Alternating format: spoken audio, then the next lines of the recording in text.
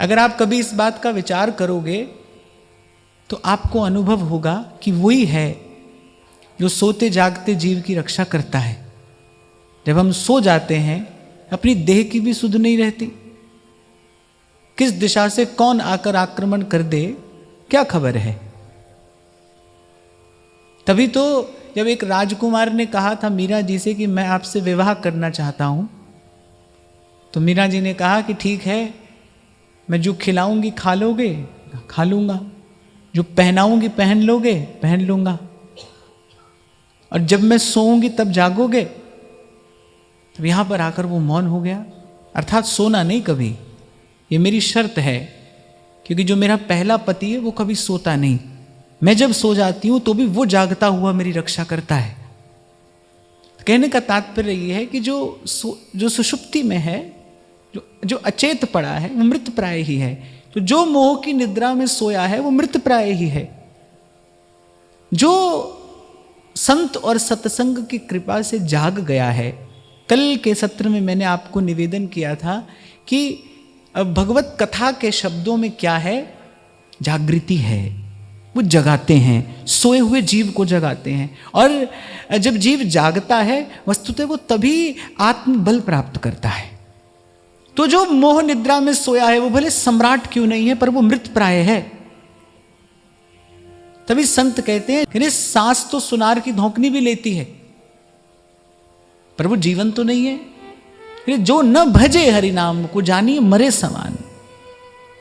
तो जो जागा हुआ है उसका बल, उसकी शक्ति, उसके जीवन का मूल्य, उसके जीवन की गुणवत्ता, उसके जीवन की श्रेष्ठता एक मोह निद्रा में पड़े सम्राट से कहीं अधिक है। इसीलिए कबीर ने भी कहा धनवंता सोई जानिए जाके नाम रतन धन हुए।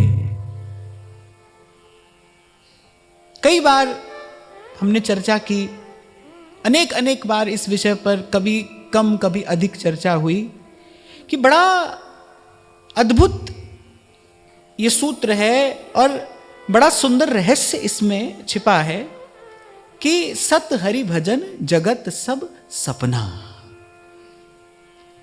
और इस दृश्य प्रपंच से मुक्त होने की विधि है बस केवल जाग जाना।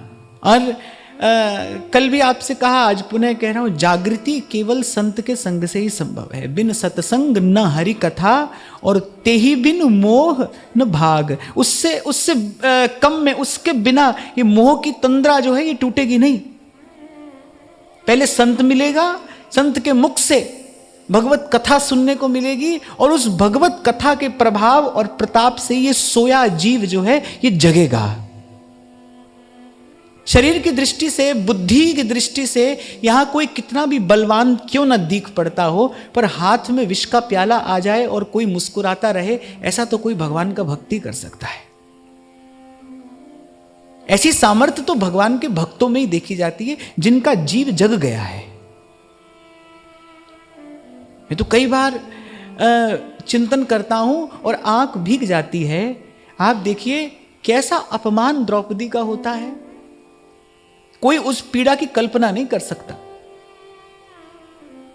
कोई भी उस पीड़ा की कल्पना नहीं कर सकता जो पीड़ा द्रौपदी को है। भरी सभा, और कैसा अपमान, असह्य अपमान, दुसह्य पीड़ा, श्राप देने को उद्यत है द्रौपदी। और माता गांधारी कहती है बेटी रुक जा। वो रुक भी जाती है और माता को देखते ही पहले प्रणाम भी करती है। इसको कहते हैं आत्मबल। किसी ने अनुचित किया, आपने बदला लिया, आपने प्रतिकार किया, आपने उत्तर दिया, तो ये बल नहीं है, क्षमा बल है। क्षमा वही कर सकता है जिसके पास में आत्मबल होगा, जिसके पास भीतर का कोई आधार होगा, वो क्षमा कर सकता है।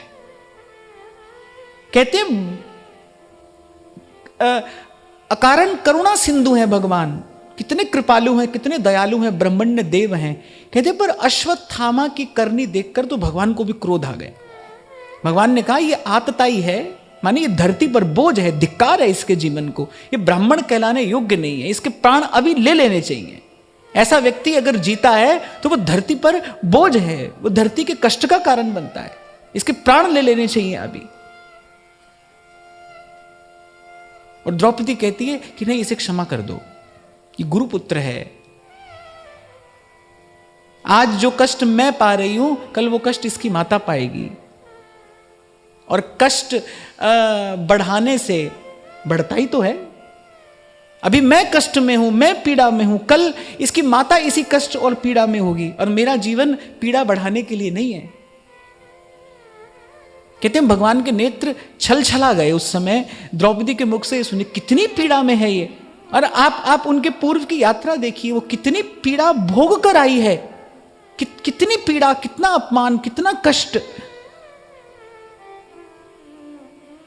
लेकिन उसके बाद भी कहती है भाई इसको क्षमा कर दो, ये गुरुपुत्र है। ये जो आत्मबल है ना, ये भीतर से जागे हुए जीव के पास होता है, जो भीतर से संत और सत्संग की कृपा से जग गया है, जिसने जान लिया है। देखो भाई, सच्ची चीज देकर कोई झूठी चीज कमाए तो उसको बुद्धिमान तो नहीं कहना चाहिए। सोने का सच्चा सिक्का देकर और कोई पीतल का सिक्का घर ले आए तो उसको बुद्धिमान कहोगे? वो तो बुद्धिमान नहीं है। झूठी वस्तु देकर कोई सच्ची कमा ले, वो पंडित है। इसीलिए गोस्वामी जी कह रहे हैं, सोई कवि कोविद सोई रणधीरा, नीति निपुण सोई चतुर सयाना, श्रुति सिद्धांत नीक ते ही जाना, सोई कवि कोविद सोई रणधीरा, जो छल छाड़ भजय रघुबीरा। जिसने ये जन्म जीवन पाकर वो सच्ची वस्तु कमा ली, नहीं तो भाई जीवन झूठा ही है। रसिक अनन्य नृपति श्री स्वामी हरिदास जी महाराज कहते हैं, कहे श्री हरिदास विचार देखो, कह रहे विचार करके देखो, कहे श्री हरिदास विचार देखो, बिना बिहारी नाही जस। सार वस्तु क्या है इस संसार में, एक बार विचार करो, देखो। जो अपना सुहृद है, संबंधी है, आज थोड़ा सुख देता है, कल बड़ा दुख भी देता है। आज जो प्रिय है, कल वही अप्रिय हो जाता है। आज जो संग खड़ा है, कल वही विरोध में खड़ा हो जाता है। हरि को ऐसो ही सब खेल। तो कह रहे बिना बिहारी नाही जस, और संत कह रहे विचार करके देखो, कहे श्री हरिदास विचार देखो, अरे एक बार विचार तो करो। बिना बिहारी नाही जस, प्रभु के बिना, प्रभु के भजन के बिना, प्रभु की कृपा के बिना ना तो जीव रस पाता है, ना जस पाता है, जीव फंस जाता है। फिर फांसी ऐसी परे तिहि सम दुख न हुई। तो सोए नहीं रहना है भाई,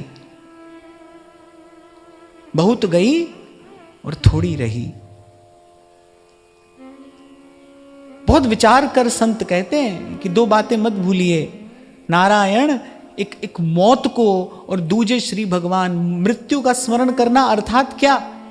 24 घंटा भयभीत रहना, मर जाएंगे मर जाएंगे, इसके लिए संत कह रहे हैं ना। वो कह रहे हैं भाई मृत्यु सत्य है, निकट है, सर पर खड़ी है, इसलिए शीघ्र अतिशीघ्र अपना काम बना लीजिए। बस जल्दी से जल्दी अपना काम बना लीजिए, न विलंब कर। तभी श्रीमद् भागवत कहती है, तीव्रेण भक्ति योगेन भजेत पुरुषम परम। तभी हम रोज कहते हैं कि राधा वल्लभ लाल की दौड़ आरती देख, दौड़ कर जाइए। ठीक है आप और मैं लगे हैं संसार के काम में, धंधे में, पर वो काम धंधा छोड़िए और दौड़ कर जाइए। जब अवसर मिले तो दौड़ कर जाइए। कल स्मरण हो आपको मैंने कहा था कि बाहर उत्साह और भीतर निश्चय बना रहे, धैर्य बना रहे। बाहर हमारी क्रिया में उत्साह बना रहे और भीतर धैर्य बना रहे, और उत्साह और क्रिया के साथ साथ कहीं और भीतर निश्चय भी बना रहे, निश्चय डगमगा ना जाए। हरिनाम व्यास जी अपनी वाणी में लिखते हैं, कहते भक्त बिन कौन सहो अपमान। कैसी कैसी पीड़ा, कैसा कैसा कष्ट यहां पर भक्तों ने सहा है, कौन कौन सहे अपमान। पर उनके पास ये बल कहां से आता है?